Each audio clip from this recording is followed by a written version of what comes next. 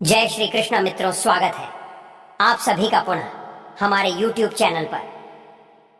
मित्रों, त्रिया चरित्र की एक ज्ञानवर्धक कहानी आज मैं आपको सुनाने जा रहा हूं।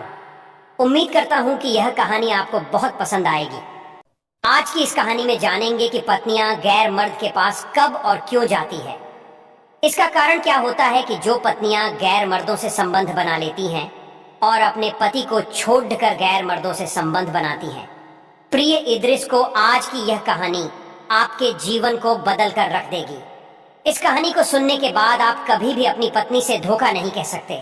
प्रियदर्शी को आज के युग में अक्सर ये कहानी सुनने को मिलती है, रोज अखबारों में पढ़ने को मिलती है, रोज टीवी न्यूज में ये खबर आती रहती है कि फलां व्यक्ति की पत्नी 2 बच्चों को छोड़कर गैर मर्द के साथ चली गई, फलां व्यक्ति की पत्नी अपने पति को छोड़ डसकर अपने यार के साथ भाग गई है। इस तरह की खबर रोज देखने को मिलती है, सुनने को मिलती है प्रियदर्शन को।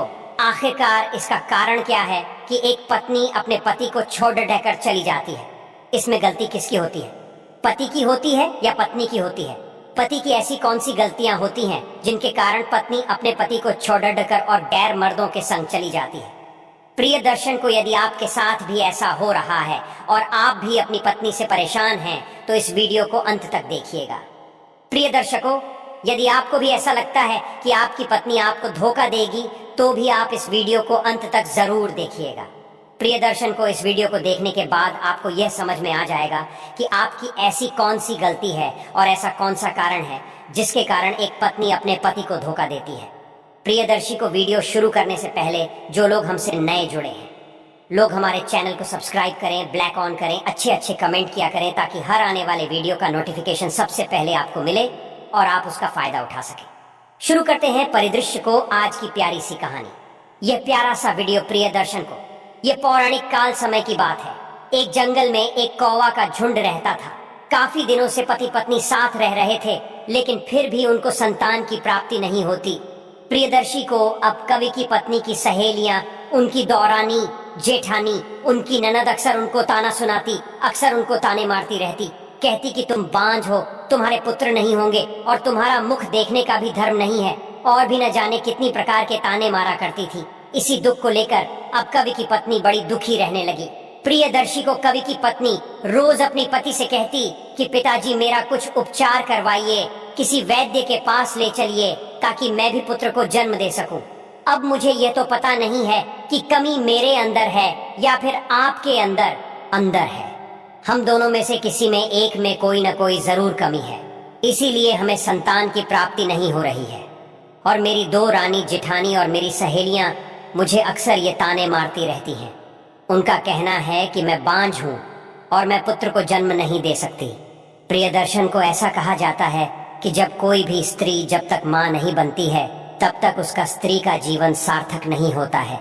इसलिए हर महिला की यह इच्छा होती है, चाहे वो इंसान हो या फिर पशु पक्षी, हर महिला की यह इच्छा होती है कि वह माँ बने, और जब तक वह माँ नहीं बनती प्रियदर्शी को उसका जीवन सार्थक नहीं होता है। इसीलिए अब कवि की पत्नी की भी यह हार्दिक इच्छा होती है कि वह भी माँ बने, माँ का सुख उसे भी प्रदान हो, उसे भी कोई माँ कहने वाला हो। इसी दुख को लेकर अब कवि की पत्नी बड़ी दुखी रहती है। प्रिय दर्शकों, उधर कवि अपनी प्रेमिका से प्रेम किया करता था, अपनी पत्नी से बहुत कम प्रेम करता था। इस बारे में कवि का कहना था कि मेरी पत्नी मुझे पसंद नहीं है और मैं किसी अन्य से प्रेम करता हूँ। इस बारे में कवि की पत्नी को पता तक नहीं था कि वह किसी और से प्रेम करते हैं। लेकिन प्रिय रस को कहते हैं ना कि जब हवा चलती है तो चूहे के बिल तक जाती है। अब धीरे धीरे कवि की पत्नी को इस बात का बोध हो जाता है, उसे ज्ञान हो जाता है कि उसका पति किसी अन्य से प्रेम करता है और मुझे धोखा दे रहा है। प्रिय दर्शकों, अब कवि की पत्नी के पास में ऐसे 2 कारण हो जाते हैं जिनके कारण वह अपने पति को छोड़ दिया सकती है, अपने पति को धोखा दे सकती है। पहला कारण है कि उसके कोई संतान नहीं थी। प्रिय दर्शकों, जब किसी महिला के संतान नहीं होती है तो ऐसी महिलाएं भी अन्य मर्दों के साथ संबंध बनाने की इच्छुक होती हैं, क्योंकि वह महिला चाहती हैं कि किसी भी तरीके से उनको एक पुत्र की प्राप्ति हो, उनका वंश चले, उसे कोई माँ कहने वाला हो। प्रिय दर्शकों, इसीलिए अक्सर महिलाएं जिनके पुत्र नहीं होता है, ऐसी महिलाएं अन्य मर्दों के साथ जाने की इच्छुक होती हैं। ऐसी महिलाएं अपने पति को बहुत जल्द धोखा दे देती हैं। प्रिय दर्शक को, जिन महिलाओं के बच्चे नहीं होते हैं वो महिलाएं अक्सर यह सोचती है कि मैं अन्य मर्दों से संबंध बनाकर बच्चा पैदा करूंगी, लेकिन नाम मेरे पति का होगा, इसमें कोई बुराई नहीं है। ऐसा सोचकर ऐसी महिलाएं अन्य मर्दों के संग संबंध बनाने की इच्छुक हो जाती हैं, अरबों संबंध बनाने लगती है।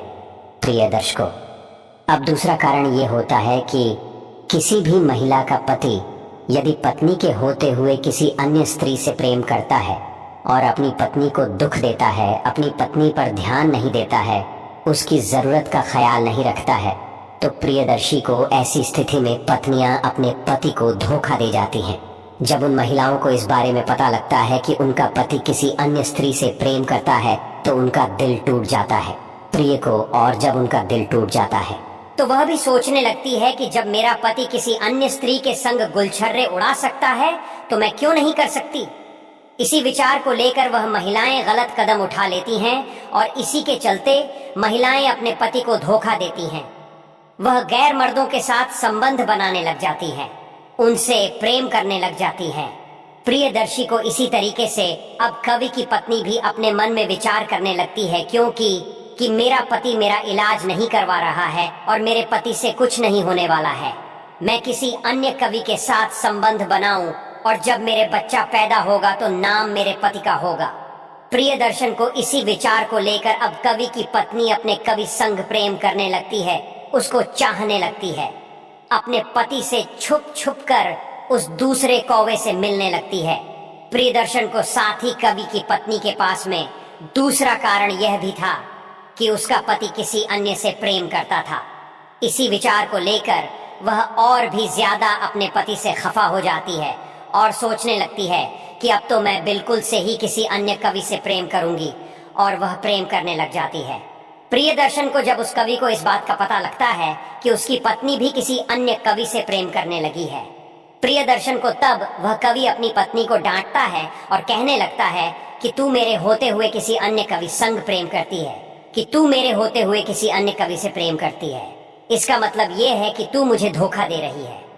प्रियदर्शन को तब कवि की पत्नी अपने पति से कहती है कि तुम भी तो मुझे धोखा दे रहे हो, आज तक तुमने मेरे लिए किया ही क्या है।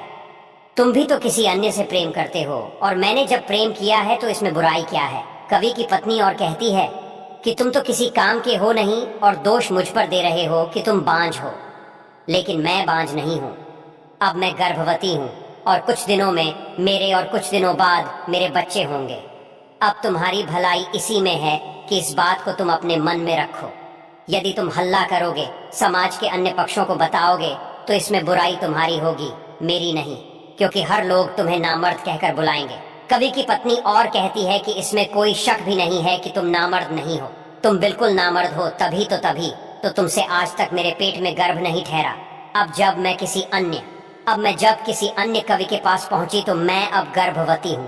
प्रियदर्शी को अपनी पत्नी की ऐसी बातें सुनकर कब वह अपने घुटनों में सर को रखकर रोने लगता है और अपनी करनी का पश्चाताप करता है और अपनी पत्नी से कहता है कि प्रिय, तुम मुझे क्षमा कर दो, मैंने बहुत बड़ी गलती की है जो तुम्हें भरी जवानी में धोखा दिया है और मैं अन्य से प्रेम करके अपने शरीर का नाश कर चुका हूँ, अपनी मर्दानगी खो चुका हूँ, लेकिन अब तुम मुझे क्षमा कर दो। और वह कहता है कि प्रिय, यह जुगुर कौवा कहता है कि प्रिय, अब जो बच्चे तुम्हारे पेट में पल रहे हैं इन्हें मैं अपना ही बच्चा समझकर पाल लूंगा, इनका पालन पोषण करूंगा, लेकिन तुम आज के बाद किसी के पास नहीं जाओगी। प्रियदर्शी को उसके बाद कवि की पत्नी कहती है कि ठीक है, मैं किसी के पास नहीं जाऊंगी, लेकिन तुम भी अपने शरीर का ख्याल रखो, अपनी गृहस्थी पर ध्यान दो, अन्यथा हमारा जीवन बर्बाद हो जाएगा। प्रियदर्श को उसके बाद दोनों पति पत्नी सुख से जीवन व्यतीत करने लगे और कुछ दिनों बाद कवि की पत्नी 4 अंडे देती हैं और 4 अंडों में से छोटे छोटे बच्चे निकलते हैं। तब वह कौवा भी उन अंडों को अपना ही अंडा समझता है, उन बच्चों को अपना ही बच्चा समझकर उनका लालन पालन करता है। प्रिय दर्शकों, इस कहानी के माध्यम से आपको यह अब समझ में आ गया होगा कि पत्नियां अपने पति को धोखा क्यों देती हैं, अपने पति को छोड़कर अन्य मर्दों के साथ संबंध क्यों बनाने लगती हैं। प्रियदर्शी को यदि आप भी ऐसी गलती कर रहे हैं तो अपनी इन गलतियों पर जरूर गौर करें, यदि आप अपनी घर गृहस्थी को सुख में ही देखना चाहते हैं।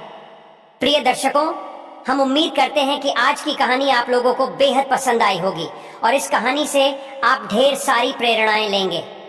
मिलते हैं प्रिय दर्शकों आने वाले नेक्स्ट वीडियो में। तब तक अपना ख्याल रखिए। जय श्री कृष्ण।